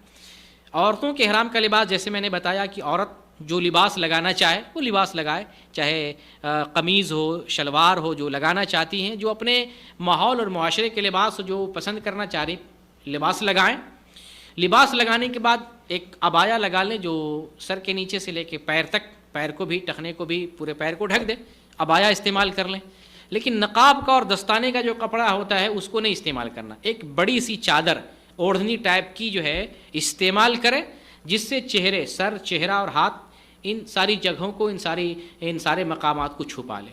عبایا استعمال کریں، اور عبایا کے اوپر بڑی سی چادر اوڑھنی کا استعمال کریں جس سے سر، چہرہ اور ہاتھ سب ڈھک جائے، لیکن پردہ کرنا ہے۔ سمجھ گئے؟ پردہ کرنا ہے، نقاب سے بچنا ہے، برقع سے بچنا ہے، دستانے سے بچنا ہے۔ البتہ پیر میں موزہ لگا رہی ہیں، جیسے جو عبایا استعمال کر رہی ہیں، اگر چھوٹا ہے یا جو ہے چھوٹا نہیں بھی ہے، بڑا ہے، بڑے سائز کا، پھر بھی اگر پیر میں جراب لگانا چاہتی، موزہ لگانا چاہتی، ان کے لیے اجازت ہے، پیر میں جراب اور جوتے لگا سکتی ہیں۔ مردوں کو اجازت نہیں، مردوں کو پیر کھلا رکھنا ہے، چپل استعمال کرنے کا حکم ہے کہ مرد جب احرام باندھے تو اس کے احرام باندھنے کا لباس کیسا ہونا چاہیے؟ ایک چادر ہو، ایک ازار ہو، اور نالین ہو۔ نالین کا لفظ آیا ہے یعنی چپل میں جو ہے احرام باندھنا چاہیے۔ دو چادر ہو گئی، ایک ازار اور ایک نیچے، ایک اوپر چادر، ایک نیچے ازار، اور چپل میں۔ لیکن عورتوں کی اجازت ہے کہ وہ پیر کو ڈھک سکتی ہیں، موزہ لگا سکتی ہیں، جیسے ہاتھ کو چھپا رہی، چہرے کو چھپا رہی، پورے عورت، چونکہ عورت ہے، عورت کا مطلب ہی ہوتا پردہ، سراپا پردہ، اس لیے پورے بدن کو وہ چھپائے گی۔ اب عورت بدن میں جو چیز استعمال کی ہوئی زینت کی، انگوٹھی ہو، گھڑی ہو، چوڑی ہو، بالی ہو، اور زیورات ہوں، بالیاں ہوں، ناک میں ہو، جو بھی چیز ہو، زینت کی جو بھی چیز، اتارنے کی ضرورت نہیں ہے، کیونکہ ان کو سلا ہوا اور اس سب کا کوئی مسئلہ نہیں ہے۔ زینت کی جو بھی چیز ہے وہ لگائے رکھ سکتی ہیں، اتارنے کی ضرورت نہیں ہے۔ لیکن ایک مسئلہ دھیان دینے کی ضرورت ضرور ہے کہ ان زینتوں کو غیر مردوں پر ظاہر نہ کرے۔ ان زینتوں کو، زینت کس کے لیے؟ شوہر کے لیے، یا عورت اپنی زینت کو اپنے محرم پہ ظاہر کر سکتی ہے، اپنے محرم کے سامنے زینت کا اظہار کر سکتی ہیں، جو ہاتھ، پیر اور جو بالیاں، کنگن، چوڑیاں، یہ محرم کے سامنے ظاہر کر سکتی ہیں۔ لیکن غیر محرم پہ، اجنبی مردوں پہ عورت اپنی زینت کا اظہار نہیں کر سکتی ہیں، لہٰذا وہ چوڑیاں، وہ بالیاں، وہ گھڑی، وہ زیب و زینت کی چیزیں ان کو چھپا کر رکھے۔ عورتیں جو ہے، بہت ساری عورتیں ہوتی ہیں، وہ ہاتھ میں مہندیاں لگائی رہتی ہیں، گھڑی پہنی رہتی ہیں، انگوٹھیاں چمکتی ہوئی پہنتی رہتی ہیں، اور وہ بہت سے ایسی لگتی ہیں کہ وہ دکھانا چاہتی ہیں، تو اس سے آپ کے عمرے پر اثر پڑے گا، اس سے گناہ بھی ملے گا، لوگ بھی اس گناہ سے جو ہے اس سے متاثر ہوں گے، لوگوں کی نیت خراب ہوگی، لوگوں کی نظر خراب ہوگی، لوگوں کے عمرے خراب ہوں گے۔ تو عورتوں کو ان چیزوں کا خیال کرنا چاہیے۔ ایک تو ان کا جو ہے عمرہ خراب ہوگا، حج خراب ہوگا، دوسروں کا بھی خراب ہوگا، اس لیے عورتوں کو اس سے باز رہنا چاہیے۔ تو آپ نے جو ہے یہ احرام کا معاملہ سمجھا۔ احرام ہی میں دو چیز اور آپ کو بتاؤں، بہت ساری عورتیں جو ہے سر پہ سفید جو ہے کپڑا باندھتی ہیں، اور اس کپڑے کو سمجھتی ہیں کہ یہی احرام ہے، یہ جو ہم نے باندھ رکھا ہے یہ احرام ہے۔ ایک مقصد عورتوں کا یہ ہوتا ہے، بعض عورتیں اس مقصد سے باندھتی ہیں کہ بال نہ ٹوٹے، احرام کی حالت میں جو ہے منع ہوتا ہے، محظورات احرام کا ارتکاب نہیں کرنا ہے، بال نہیں توڑنا ہے، خوشبو نہیں لگانا ہے، ناخن نہیں کاٹنا ہے، جماع نہیں کرنا ہے، تو ان سب چیزوں سے جو ہے احرام میں بچنا ہوتا ہے، عورتوں کو بھی۔ تو بال ٹوٹنے کے ڈر سے جو ہے کپڑا باندھ لیتی ہیں، اس کی ضرورت نہیں ہے، جو آپ خود ٹوٹ جائے اس میں کوئی حرج نہیں ہے، داڑھی کے بال، سر کے بال، یا جو ہے جسم کے بال ٹوٹ جائیں، آپ خود ٹوٹ جائیں، اس میں کوئی حرج نہیں، اور اس کی فکر کرنے کی عورتوں کو اور مردوں کو ضرورت نہیں ہے۔ لہٰذا اگر کوئی عورت اس مقصد سے کہ بال نہ ٹوٹے کپڑے باندھتی، اس کی ضرورت نہیں، آپ کو اس کا خیال کرنے کی ضرورت نہیں، اور ایسا ہمیں رسول اللہ صلی اللہ علیہ وسلم نے حکم نہیں دیا۔ اور اگر اس مقصد سے لگا رہی ہیں، یہ باندھ کے سمجھ رہی ہے ہمارا احرام ہے، تو اس نیت سے بھی نہیں لگانا، وہ رومال باندھنا ہی نہیں، آپ کو سر کا، چہرے کا اور بدن کا جو ہے پردہ کرنا ہے، رومال نہیں باندھنا ہے۔ ایک چیز یہ ہے. ایک دوسری چیز یہ ہے کہ بعض عورتیں کیپ لگاتی ہیں, انگریزی کیپ. مقصد کیا ہوتا ہے آپ کو بتایا کہ عورتوں میں غلط فہمی کہ چہرے سے کپڑا ٹچ نہیں ہونا چاہیے, تو وہ کیپ لگاتی ہیں. کیپ کا حصہ آگے تھوڑا سا ابھرا ہوا ہوتا ہے, دور تک ہوتا ہے, تو جب اس کے اوپر کپڑا لیں گے تو چہرے سے کپڑا, رخسار سے کپڑا ٹچ نہیں ہوگا. عورتوں کا یہ ہے کہ رخسار سے اور چہرے سے کپڑا ٹچ نہیں ہونا چاہیے. تو یہ تکلف آپ نے لایا ہے, ایسی اسلام میں کوئی بات نہیں, ایسی کوئی کنڈیشن نہیں ہے. اس کیپ کو لگانے کی ضرورت نہیں, کیونکہ چہرے سے کپڑا ٹچ ہو جائے اس کا کوئی مسئلہ ہی نہیں ہے. ٹچ ہو نہ ہو اس سے کوئی مسئلہ نہیں, آپ کو چہرے کا پردہ کرنا ہے, اس کے لیے کیپ لگانے یا رومال باندھنے کی ضرورت نہیں. جو لوگ عورتیں کر رہی ہیں یہ غلط کر رہی ہیں, اس کا کہیں حکم نہیں دیا گیا ہے اور یہ سنت کے مطابق نہیں ہے, یہ اپنی من مرضی ہے, ایسا نہیں کرنا چاہیے. اس میں ایک مسئلہ یہ بھی بتا دیں, بہت ساری عورتوں کو معلوم نہیں ہوتا کہ نقاب منع ہے, نقاب بھی لگا لیتی ہیں, احرام کی حالت میں لگائے رہتی ہیں. تو آپ کو بتا دیتا ہوں, آپ کو معلوم ہے, کوئی فون کرے, کوئی حج سے پوچھے یا حج پہ جا رہے ہیں, کسی کو آپ دیکھیں تو تنبیہ کر سکتے ہیں کہ بھائی عورت کو کسی کو اس کے محرم کو بتا دیں, یا اس کو بتا سکتے اس کو بتائیں کہ یہ جو آپ نے نقاب لگا رکھا ہے احرام کی حالت میں منع ہے. ان کو آپ بتا دیتے ہیں اور وہ ہٹا لیتی ہیں تو اس میں کوئی حرج نہیں, اس میں کوئی دم یا فدیہ نہیں ہے, کیونکہ وہ انجانے میں ایسا کر رہی تھی. انجانے میں کسی سے ہو جائے ایسا, مرد سے بھی اگر ایسا ہو جائے, جیسے کتنے سارے لوگ نیچے جو انڈر ویئر بھول جاتے ہیں, بہت سارے لوگ ایسا جو کر لیتے ہیں, تو فوراً اس کو نکال لے, کوئی حرج نہیں, اس میں کوئی مسئلہ نہیں ہے. اچھا, ایک معاملہ عورتوں کے حج کے تعلق سے وہ تلبیہ کا ہے. ہم نے محرم کا مسئلہ سمجھ لیا, اب جو ہے ہم نے احرام کا بھی مسئلہ سمجھ لیا, جو میقات پہ احرام باندھا جاتا ہے. میقات پہ جب احرام باندھ لیا جاتا ہے تو وہاں سے لے کر مکہ مکرمہ تک تلبیہ پکارنا ہوتا ہے. اس تلبیہ میں عورت بھی شامل ہے, عورت کو بھی تلبیہ پکارنا ہے, لیکن عورتوں کو آہستہ سے تلبیہ پکارنا ہے. مرد زور سے بلند آواز سے بار بار تلبیہ پکاریں گے. کہاں سے؟ یہاں سے میقات سے لے کر مکہ تک, حرم شریف تک تلبیہ پکارتے چلے. عورتیں آہستہ آواز میں تلبیہ پکاریں گے. تلبیہ کا دو مقام ہے, جو لوگ حج پہ جا رہے ہیں وہ سمجھ لیں, تلبیہ کا دو مقام, دو جگہ ہے. ایک تو یہاں جب ہم نے حج تمتع کے لیے احرام باندھا ہے, میقات سے لے کر مکہ مکرمہ تک تلبیہ پکارتے رہنا ہے. دوسرا مقام ہے, یہ تو عمرہ کا تلبیہ ہے, دوسرا مقام ہے جب آپ حج کی نیت کریں گے, آپ مکہ میں رہیں گے, کہیں بھی رہیں گے, اپنی رہائش پر وہیں سے غسل کر کے احرام باندھ کر وہاں سے منا جائیں گے. اس وقت سے آپ تلبیہ پکارتے رہنا ہے. عورتوں کو آہستہ سے تلبیہ پکارنا ہے. اچھا, یہ کب تک پکارنا ہے؟ یہاں میقات سے لے کے مکہ تک پڑھنا تھا, اور جب آپ حج کا تلبیہ پکاریں گے مینا کے لیے جاتے ہوئے راستے میں, تو 8 تاریخ کو مینا میں رہیں گے, 9 کو جو ہے عرفہ میں رہیں گے, پھر جو ہے 9 کی رات میں جو ہے 10 کی اصل رات ہوتی ہے, آپ مزدلفہ میں آ جائیں گے. 10 تاریخ یوم النحر کو جب جمر عقبہ, ایک ہی جمرہ کو کنکری مارنا ہوتا ہے, جب جمر عقبہ کو کنکری مار لیں آپ کے تلبیہ پکارنے کا وقت ختم ہو جاتا ہے. یہ گویا کہ 3 دن 8, 9 اور 10 تاریخ کو جب جمر عقبہ کی کنکری ماریں گے, ایک کے استمبھ کو جو ہے کنکری ماریں گے, اس کے مارنے سے آپ کے تلبیہ پکارنے کا وقت ختم ہو جاتا ہے. تو یہ تلبیہ کا معاملہ تھا. اب ایک اہم معاملہ حیض اور نفاس کا معاملہ, اسی میں ہم استحاضہ کا بھی معاملہ, لیکوریا کا بھی مسئلہ آپ سے ہم بیان کر دیں گے تاکہ زیادہ سے زیادہ معلومات آپ تک پہنچے. یہ وہ مسائل ہیں جو بہت سے لوگ نہیں جانتے ہیں اور یہ باتیں جو ہے بتائی نہیں جاتی ہیں. حج میں جو ہے حیض کا معاملہ عورتوں کا میں اسٹیپ بائی اسٹیپ پورا ایک ہی مرتبہ بتا دیتا ہوں تاکہ آگے نہ بتانا پڑے. حج میں اور حیض کا مسئلہ اور استحاضہ کا مسئلہ سیم ہے. عورت کو کبھی ایسا ہو سکتا ہے میقات پہ ہیں اور حیض آ گیا, یا پہلے سے حیض کی حالت میں ہوں گی, یا احرام باندھ لیا اس کے بعد حیض آیا, یا کوئی عورت طواف کر رہی اس دوران حیض آیا, کسی کو سعی میں حیض آ گیا, کسی کو جو ہے مینا میں, کسی کو مزدلفہ میں, کسی کو عرفہ میں, کسی کو رمی جمار کے وقت, کسی کو جو ہے طواف افاضہ کے وقت, کسی کو طواف الوداع کے وقت, کبھی بھی حیض آ سکتا ہے. ان ساری کنڈیشنوں کی بات آپ کے سامنے میں بیان کرنا چاہتا ہوں. عورتوں میں یا مردوں میں یہ غلط فہمی ہے کہ عورت ناپاکی کی حالت میں احرام نہیں باندھے گی, یہ غلط بات ہے. احرام ناپاکی کی حالت میں بھی باندھ سکتے ہیں. اسما بنت امیس رضی اللہ تعالی عنہا, یہ ذوالحلیفہ کی میقات پر جب پہنچی ہیں تو بچہ پیدا ہوا, محمد ابن ابی بکر, تو یہ ناپاکی کی حالت میں تھی. نبی کریم صلی اللہ علیہ وسلم نے غسل کرنے کا حکم دیا اور احرام باندھنے کا حکم دیا. تو ناپاکی کی حالت میں خود نبی صلی اللہ علیہ وسلم احرام باندھنے کا حکم دے رہے ہیں.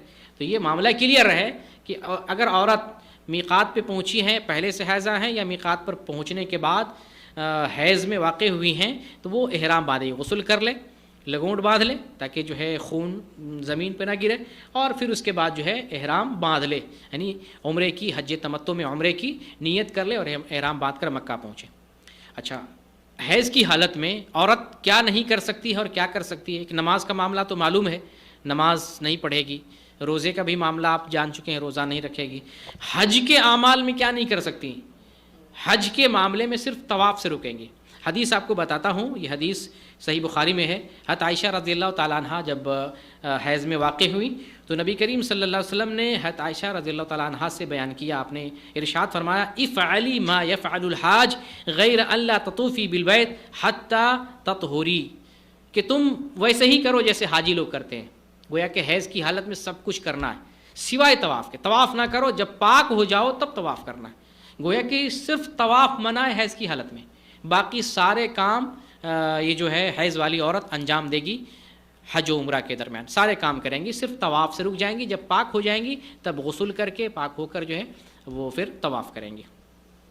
اب کسی عورت کو میقات پہ حیض آیا، اسی حالت میں وہ جو ہے احرام باندھ لے گی غسل کر کے، پھر اس کے بعد مکہ پہنچ کر صرف طواف سے رکنا ہے، باقی سارا کام کرتے رہنا ہے۔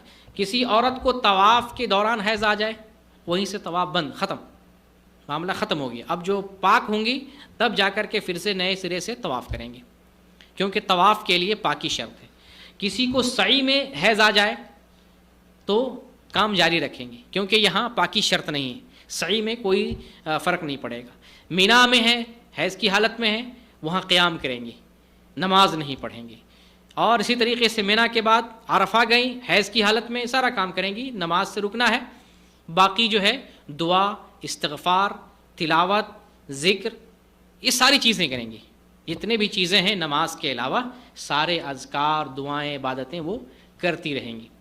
یہ عرفہ، اگر رمی جمار کے وقت، کنکری مارنے کے وقت اگر اس طرح کا معاملہ ہو تو کنکری مار سکتی، کوئی حرج کی بات نہیں۔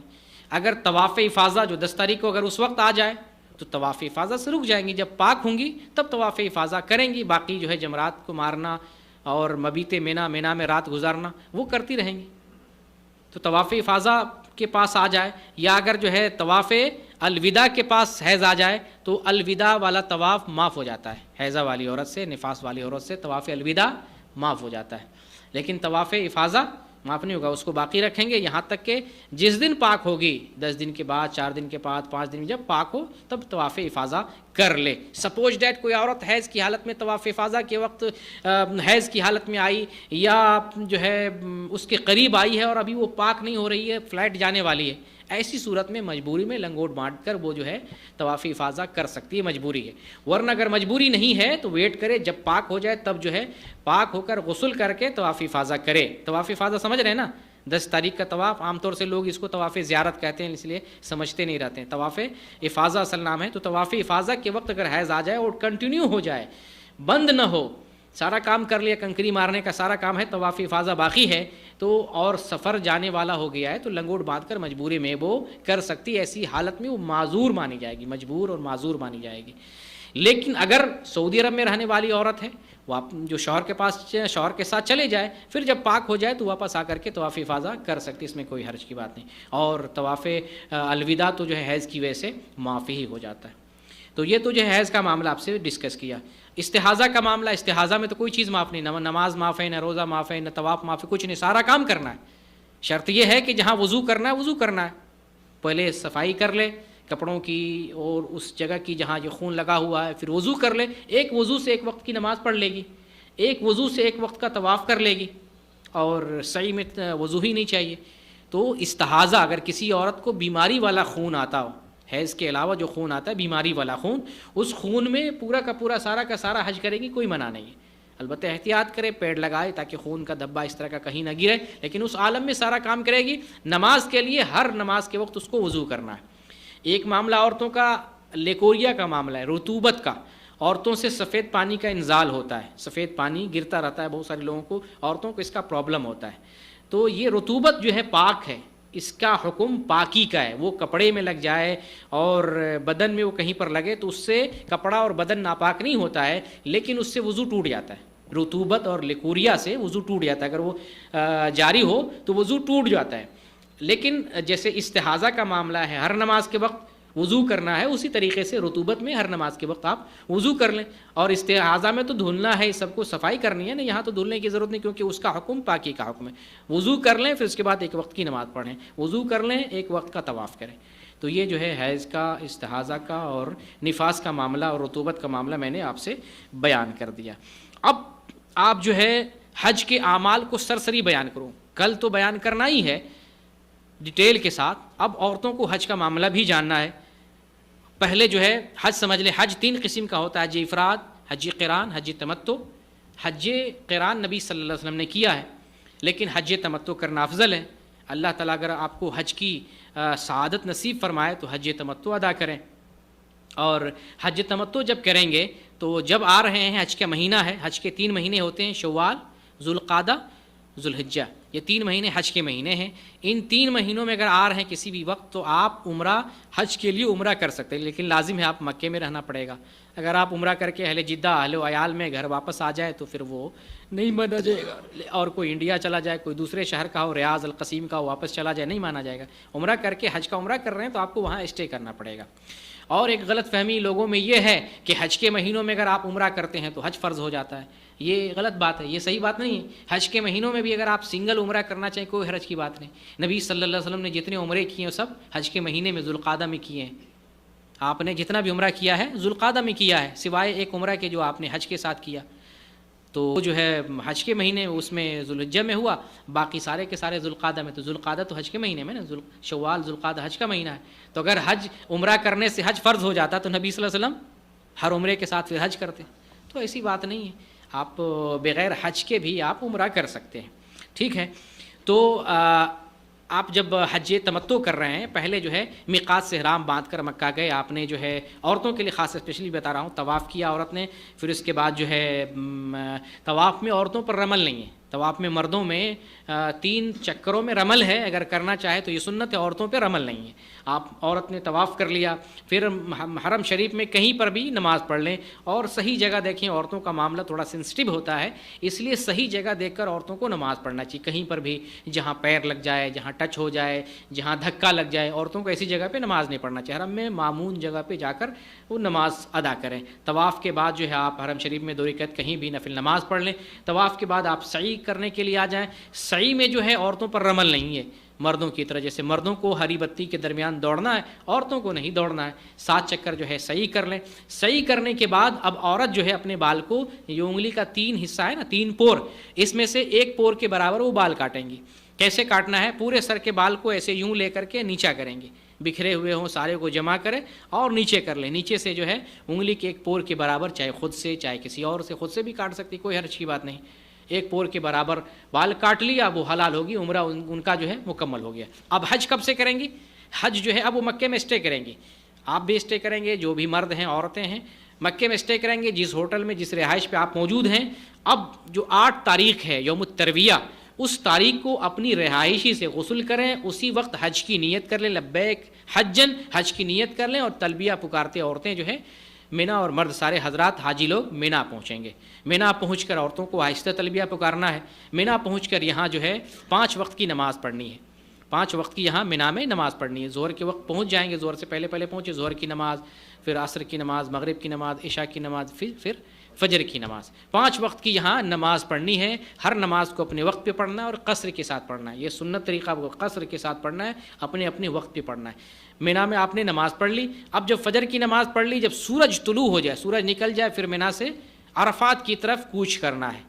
آپ گاڑی سے بھی جا سکتے ہیں، پیدل بھی جا سکتے ہیں، کوئی ایسی بات نہیں کہ گاڑی لیتے ہیں تو ثواب کم ہو جائے گا. گاڑی سے، ٹرین سے، پیدل بھی جا سکتے ہیں، کوئی حرج کی بات نہیں. عرفات گئے، عرفات پہنچنے کے بعد وہاں ظہر اور عصر کی نماز اکٹھے پڑھنے اور قصر کے ساتھ پڑھنا ہے. اکٹھے پڑھنا ہے اور قصر کے ساتھ پڑھنا ہے. آپ وہاں پہ کثرت سے دعا کریں. پھر اس کے بعد جو ہے جب سورج ڈوب جائے، مغرب کی نماز نہیں پڑھنی ہے، مزدلفہ آ جانا ہے. مزدلفہ آ کر کے یہاں مغرب اور عشاء کی نماز اکٹھے پڑھنی ہے اور قصر کے ساتھ پڑھنا ہے. رات میں آرام کریں.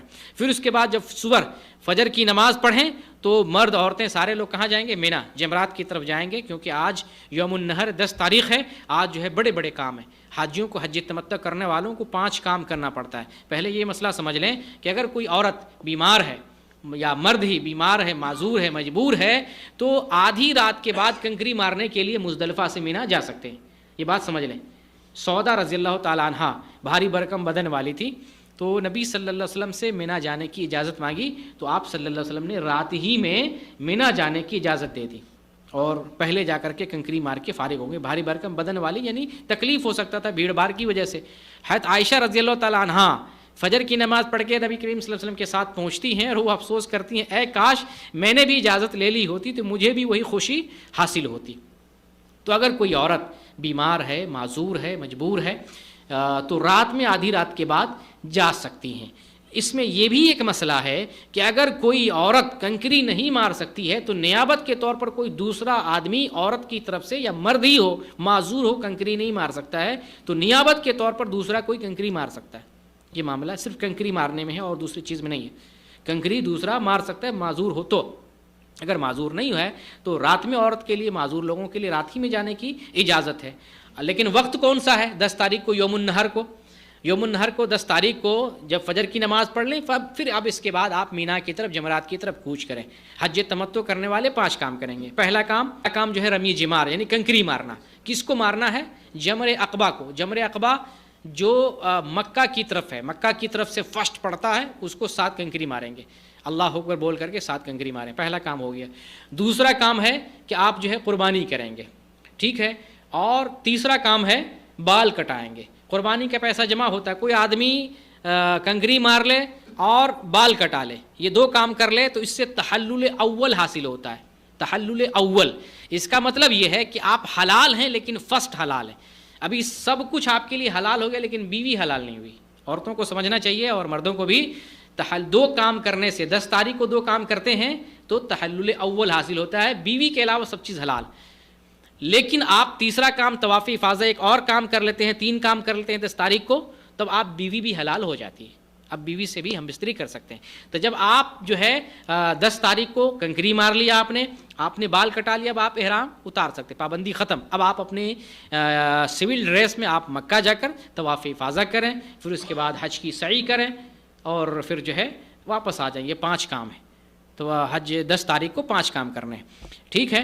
اور پھر اس کے بعد جو ہے 10 تاریخ کے بعد جو 11 تاریخ ہے، 12 تاریخ ہے، 13 تاریخ ہے، ان کو ایام تشریق کہا جاتا ہے. مردوں کو، عورتوں کو، سب کو جو ہے مینا جا کر کنکری مارنا ہے. کنکری کب مارنا ہے؟ کنکری مارنے کا کون سا وقت ہے؟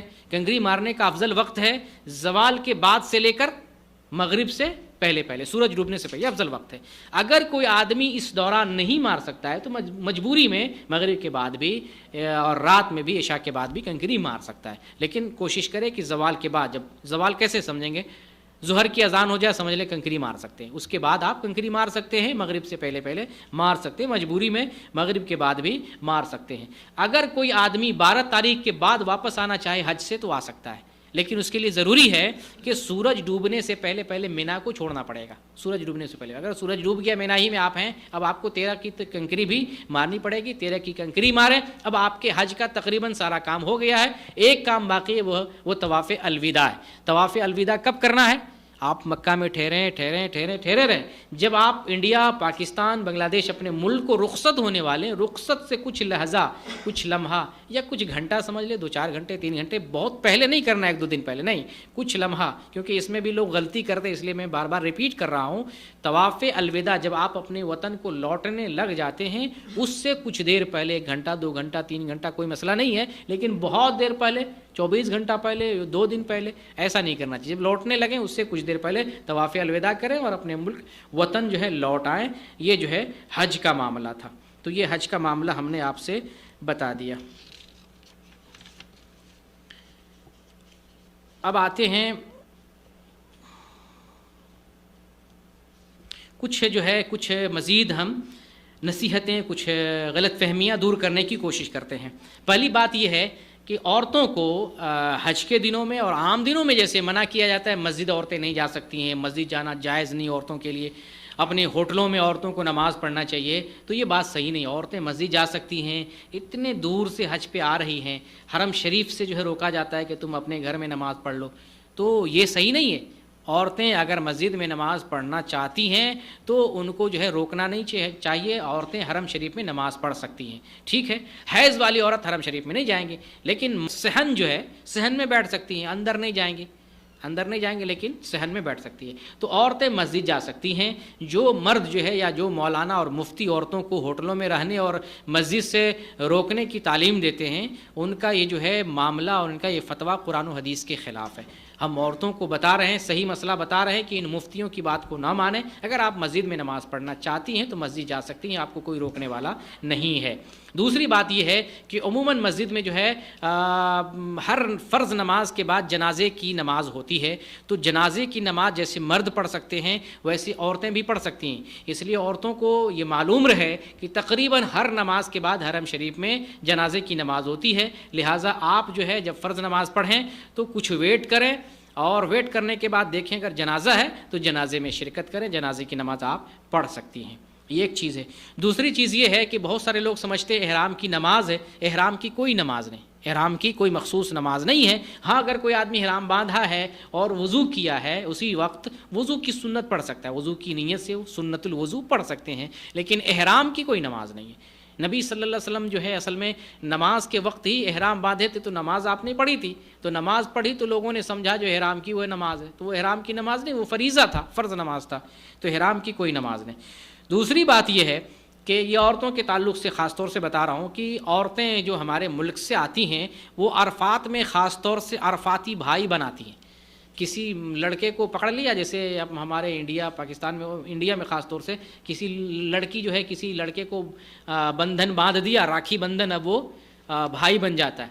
تو ہمارے یہاں بھی ایسا ہوتا ہے، عرفات میں لڑکیاں جو ہے کسی کو اپنا بھائی تصور کر لیا، اب اس کو بھائی کا درجہ دیتی ہیں، اور پھر اس سے بات کرنا، اس سے تنہائی کرنا، اس سے سفر کرنا، اس سے رابطہ رکھنا جائز سمجھتی ہیں، بلکہ اپنے بھائی سے بھی بعض بڑھ کر جو ہے حق ادا کرتی ہیں۔ تو یہ جائز نہیں ہے، جو اجنبی اجنبی ہے، اسلامی اعتبار سے سارے بھائی بھائی ہیں، لیکن جو معاملات اور تعلقات اور ملنا اور بات کرنا اور تنہائی میں ہونا، اسلام نے جن کنڈیشنوں کو جو ہے ہمیں بیان کیا ان کو سمجھنے کی ضرورت ہے۔ ایک اجنبی مرد ہے تو عورت کو اس اجنبی مرد سے تنہائی نہیں کرنی ہے، اس کے ساتھ جو ہے سفر نہیں کرنا ہے، یا اس سے جو ہے بلا ضرورت بات نہیں کرنی ہے، چہرہ کھول کے اس کے سامنے نہیں آنا ہے، یہ ساری چیزوں کو سمجھنا۔ یہ عرفاتی بھائی یہ کوئی بھائی نہیں ہے جو بنایا جاتا ہے، لہٰذا اس کو جو ہے ختم کرنے کی اور بند کرنے کی ضرورت ہے۔ اگر آپ کے علم میں اگر اس طرح کی بات آئے تو اپنے رشتہ داروں کو منع کریں اور لوگوں کو جو ہے جاگرک کرنے کی کوشش کریں۔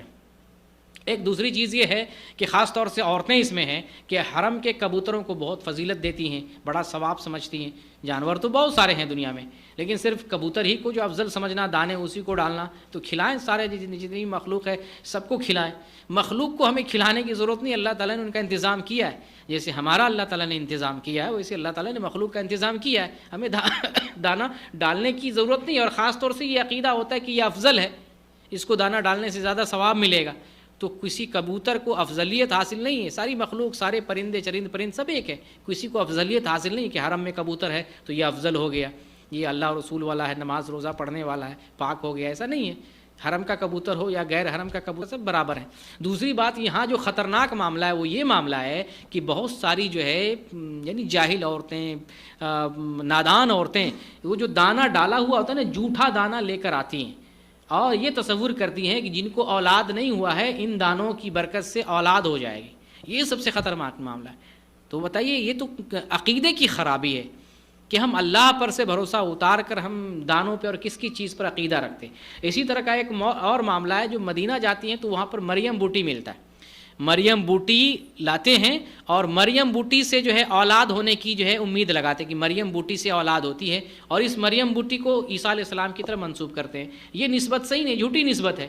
اور پھر جو ہے مریم بوٹی کو دیکھیں کیسا کام کیا جاتا ہے، مریم بوٹی کو پانی میں بھگوتے ہیں اور عقیدہ رکھتے ہیں کہ جو افاقہ ہوگا وہ حمل والی عورت کو ہوگا، یعنی اس کو فائدہ پانی میں یہاں مریم بوٹی ہے اور فائدہ عورت کو ہو رہا ہے۔ تو یہ تو جو ہے کسی طرح سے عقل میں بھی آنے والی بات نہیں ہے۔ تو یہ بھی جو ہے اپنی طرح سے بناوٹی ایجاد والی چیز ہے، اس چیز کو بھی ہمیں نہیں ماننا، یہ لوگوں میں غلط مشہور ہو گیا۔ ایک یہ ہے کہ بہت سارے لوگوں کا عقیدہ ہے مدینہ جب جاتے ہیں تو وہاں سے یا تو آب شفا لاتے ہیں یا خاک شفا لاتے ہیں یا جو ہے آب شفا لاتے ہیں، یعنی شفا والا پانی یا شفا والا جو ہے شفا والی مٹی لاتے ہیں۔ مدینہ میں ایسی کوئی شفا والی مٹی اور ایسا کوئی پانی نہیں ہے جس کو ہم شفا والا پانی کہیں، جس کو ہم شفا والی مٹی کہیں، ایسا کچھ مدینے میں نہیں ہے۔ ہاں البتہ جو ہے لوگوں نے مشہور کر رکھا ہے، بدر کے مقام میں کنواں ہے، لوگوں نے اس کنواں کا نام بیر شفا رکھا ہے، وہاں جا کر پانی پیتے ہیں، وہاں سے پانی لاتے ہیں، تو یہ لوگوں نے مشہور کر رکھا ہے۔ اس کنویں کی ایسی کوئی فضیلت نہیں، تاریخی اعتبار سے اس کنواں کا نام ہمیں معلوم ہوتا ہے، یہ بیر الروحہ ہے، بیر الروحہ کے نام سے وہ کنواں ہے، لیکن اس کی کوئی خصوصیت جو ہے وارد نہیں ہے کہ اس کا پانی شفا والا پانی ہے، یا مدینے کی کوئی مٹی، قبرستان کی کوئی مٹی لانے میں اس میں شفا ہے، ایسی کوئی بات نہیں۔ یہ لوگوں کی جہالت اور نادانی ہے، ہمیں اس پر بھروسہ کرنے کی ضرورت نہیں ہے۔ اسی طریقے سے ایک اور معاملہ جو ہے لوگوں کا، مردوں کا، عورتوں کا ہے، وہ ساتھ میں کفن لاتے ہیں، ساتھ میں کفن لاتے ہیں کہ جو ہے پتہ نہیں ہم مر جائیں، اور اس میں سب سے بڑا معاملہ یہ ہوتا ہے کہ کفن کو زمزم سے دھل کے لے جاتے ہیں کہ اس زمزم میں ہم اپنے آپ کو کفن دیں گے، اس سے ہم کو فائدہ ملے گا، ثواب ملے گا، کوئی عذاب نہیں ملے گا، ڈائریکٹ جنت میں جائیں گے۔ یہ عقیدے کی خرابی ہے، یہ ضعیف الاعتقادی ہے، اس کا اسلام سے کوئی تعلق نہیں، ایسا ہمیں نبی صلی اللہ علیہ وسلم نے حکم نہیں دیا ہے۔ تو ان چیزوں کو جو تنبیہات میں نے ذکر کی ہیں اس کو دھیان دیں، جو غلط چیزیں اس کو مٹانے کی کوشش کریں۔ اللہ رب العالمین سے دعا کرتے ہیں بار الہ ہمیں دین کو صحیح سے سمجھنے کی توفیق دے، ہمیں سنت کے مطابق دین پر عمل کرنے کی توفیق دے۔ جو لوگ حج کر رہے ہیں اللہ تعالیٰ انہیں صحیح عقیدے کے ساتھ، اخلاص کے ساتھ اور سنت کے مطابق حج کرنے کی، عمرہ کرنے کی توفیق عطا فرما۔ باراللہ ہمارے بہنوں کی، ہماری بیٹیوں کی، ہماری بہوؤں کی، ہمارے گھر کی عورتوں کی عزت کی حفاظت فرما، اور ہم مسلمانوں کی حفاظت فرما، اسلام کو سربلندی عطا فرما، اور ہم سب مسلمانوں کو ایک جگہ جمع ہونے، اتفاق اور اتحاد کے ساتھ زندگی گزارنے کی توفیق عطا فرما۔ آمین وآخر دعوانا الحمد للہ رب العالمین۔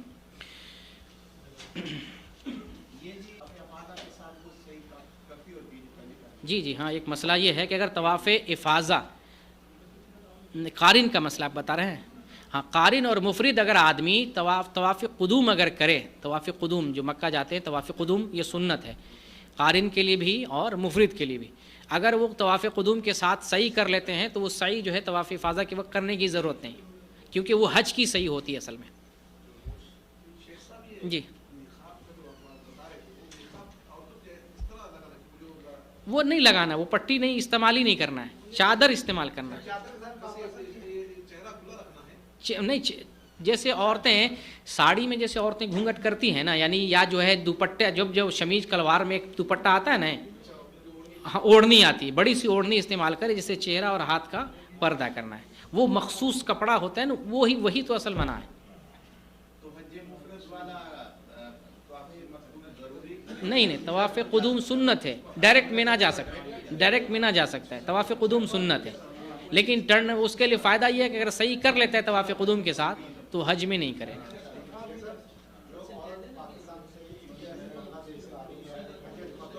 جی جی جی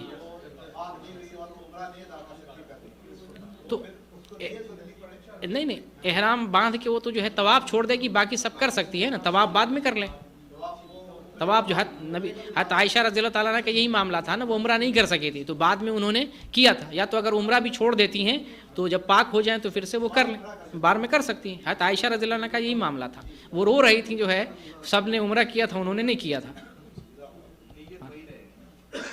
جی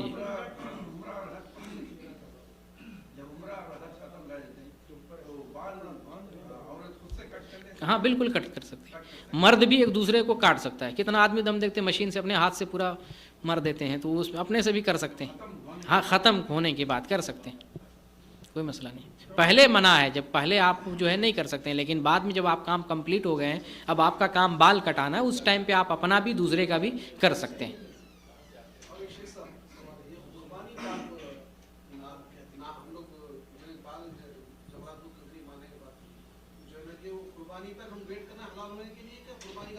جی یہ انشاءاللہ ہم واضح کریں گے۔ علماء احناف کہتے ہیں ترتیب واجب ہے، جو 5 کام بتائے نا آپ کو، اس میں کہتے ہیں اس ترتیب سے بیان کرنا، حالانکہ نبی کا حکم ہے افعل ولا حرج، یہ حدیث رسول ہے کہ تم کچھ بھی کرو کوئی حرج نہیں، ترتیب کے بغیر بھی کوئی بھی کام آگے پیچھے ہو جائے اس میں کوئی مسئلہ نہیں، کوئی مسئلہ نہیں، کوئی مسئلہ نہیں، بال کٹا لیں کوئی مسئلہ نہیں، حتیٰ کہ آپ کی قربانی اگر دوسرے دن بھی ہو رہی، ایام تشریق پورے قربانی کے دن ہے، 11 کو ہو جائے، 12 کو ہو جائے، 13 کو ہو جائے، قربانی کوئی مسئلہ نہیں۔ جی جی جی جی جی فرق پڑے گا نا، واجب ترک واجب لازم آئے گا اور دم دینا پڑے گا، کیونکہ بال کٹانا حج میں بھی اور عمرے میں بھی واجب ہے، اور بال نہیں کٹاتے ہیں تو ترک واجب کی سے دم دینا پڑے گا پورے سل سے، یا تو آپ بال پورا مڈالیں، اور حج تمتع کر رہے ہیں تو افضل یہ ہے کہ آپ جو ہے بال پہلے عمرے میں بال کٹائیں، بال مڈائیں نہیں، کیونکہ آپ پھر حج میں جو ہے آپ کو مڈانا ہے، تو اس لیے پہلے بال کٹا لیں، پھر بعد میں جب حج کریں، حج کا کام کریں 10 تاریخ کو، تو بال اس دن مڈائیں، اس میں بہتر یہ، لیکن بال پورے سر سے کٹانا ہے۔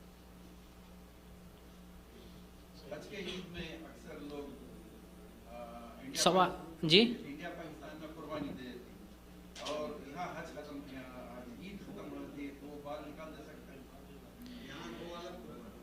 یہ آپ کا ایک سوال دوسرا ہے کہ اس کو اس طرح سے کریں، سوال میں آپ کا بتا دیتا ہوں کہ حاجی اپنے ملک میں قربانی عید الاضحیٰ والی قربانی دے سکتے ہیں کہ نہیں؟ ایک قربانی تو حج کی ہے یہ ہے، دوسری قربانی عید الاضحیٰ والی ہے، تو جو قربانی پہ آیا ہے اس کے لیے وہی قربانی کافی ہے۔ وہ قربانی بھی تو اسی سے ابراہیم السلام نے کہاں پہ قربانی کی تھی؟ مینا میں کی تھی نا، وہی قربانی ہے جو ہم اپنے ملک میں دینا چاہ رہے، تو جو ہم نے قربانی یہاں دے دی ہے تو وہاں پریشان ہونے کی ضرورت نہیں۔ ہاں جی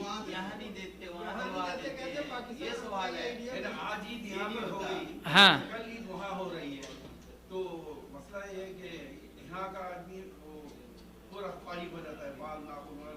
نہیں، تو یہ تو حاجی ہے نا یہاں پہ، یہ تو ان کی قربانی الگ ہے نا، عام آدمی کی بات کر رہے ہیں۔ اچھا جی جی نہیں، اگر قربانی اگر وہ دے رہے ہیں اپنے ملک میں تو پھر باقی رہیں گے، ہاں تو اگلے دن قربانی ہو جائے تب بال ناخن کاٹیں گے۔ اگر قربانی کا معاملہ ہے، میں سمجھا وہ حاجی کا معاملہ ہے کہ ڈبل قربانی دینا چاہتے رہتے، ایک اپنے ملک میں بھی ایک جو حج میں بھی۔ جی جی سیم جیسے حج تمتع، اپنے گھر سے یہاں احرام باندھ کے، عمرے کے احرام باندھ کے جائیں گے، آپ نے عمرہ کر لیا، پھر آپ مکہ میں رہیں گے، جس جگہ رہیں گے اس جگہ سے آپ حج کے جدہ نہیں آئیں گے۔ اگر ضرورت پڑے ایک آدھ مرتبہ کسی گھر سے آ رہے ہیں تو کوئی حرج کی بات نہیں، لیکن آ کر کے اسٹے کریں، علماء نے منع کیا اس سے۔ نہیں، غلط مشہور ہے مکہ والوں کے لیے، مکہ والوں کے لیے حج افراد ہے صرف، یہ غلط مشہور ہے، ایسی کوئی بات نہیں ہے۔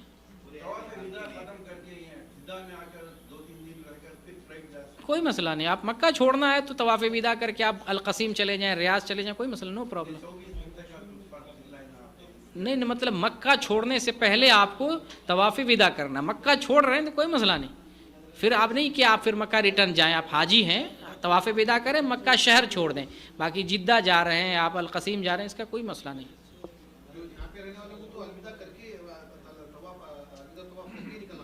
جی جی بالکل بالکل، یہ آخری کام اور واجب میں سے ہے، واجب چھوڑتے ہیں تو دم دینا پڑے گا، اگر چھوڑ دیتے ہیں، اگر ملک چلے گئے تو دم دیں گے تو آپ کا حج ہو جائے گا۔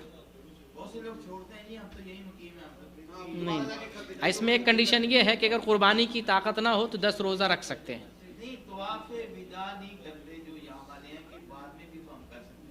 نہیں، طواف وداع کر کے آنا، طواف وداع جو ہے کر کے آنا چاہیے، حج کا ایک جو ہے واجب ہے، اور واجب کوئی معمولی چیز نہیں، واجب میں سے، اور واجب کوئی معمولی چیز نہیں۔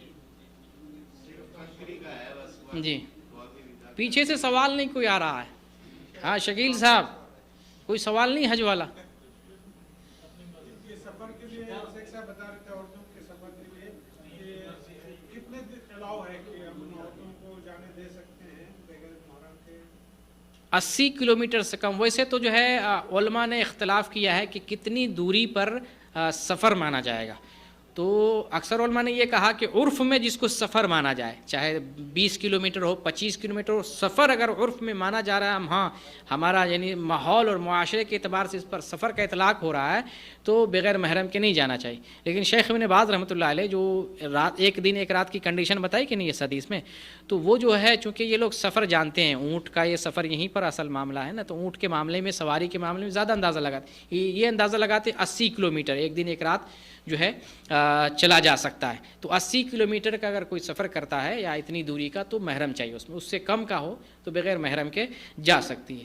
لیکن آج کل کے جو حالات فتنہ، ہر جگہ فتنہ ہے، اس وجہ سے ان حالات میں تو بازار بھی عورت کو اکیلے نہیں جانا چاہیے۔ جیسے حالات دیکھتے ہیں، موبائل نمبر لے لیا، چپکے سے ادھر دبوچ لیا، ادھر پکڑ کے گاڑی میں بیٹھا لیا، عورت غائب ہو جاتی ہے۔ تو آج کل کے جو حالات ہیں، ان حالات میں امن والی جگہ ہی پہ اکیلے جائے۔ باقی اگر فتنے والی جگہ جیسے پارک ہے یا کراؤڈڈ جو ہے ایریا ہے جہاں پر جو ہے خطرہ ہے، تو نزدیک بھی ہو تب بھی وہاں محرم کے ساتھ جانا چاہیے تاکہ فتنے سے محفوظ رہے۔ حالانکہ وہ ضروری نہیں ہے، لیکن فتنے سے حفاظت کے لیے۔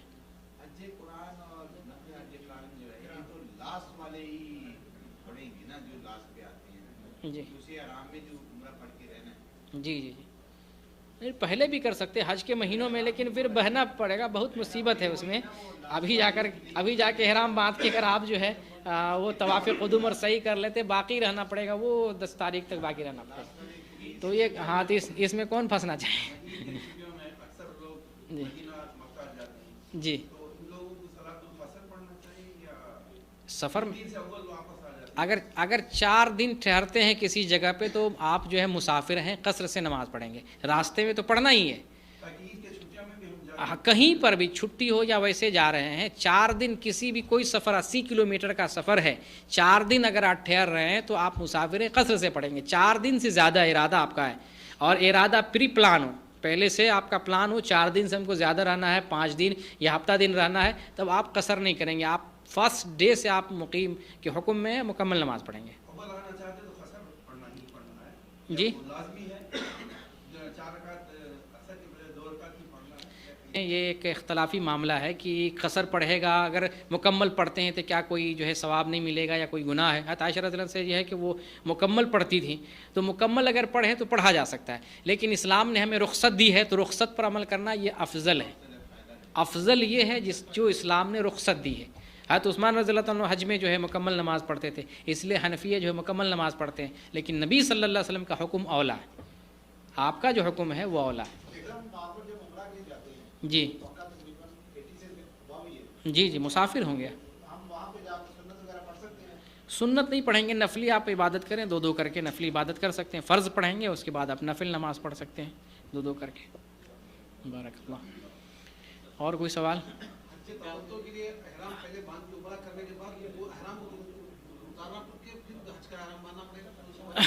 وہی احرام کا کپڑا جو ہے نا، اسی کو پھر دوبارہ پہن سکتے ہیں، اس کو دھل سکتے ہیں، پہن سکتے ہیں۔ حتیٰ کہ احرام کی حالت میں ذہن سے نکل گیا، عورتوں کے معاملے میں بھی بتانا تھا کہ جو احرام کا لباس ہے اس کو چینج کر سکتے ہیں، بدل سکتے ہیں، دھل سکتے ہیں، اسی کو بار بار یوز کر سکتے ہیں، کوئی حرج نہیں، ناپاک نہیں ہونا چاہیے بس۔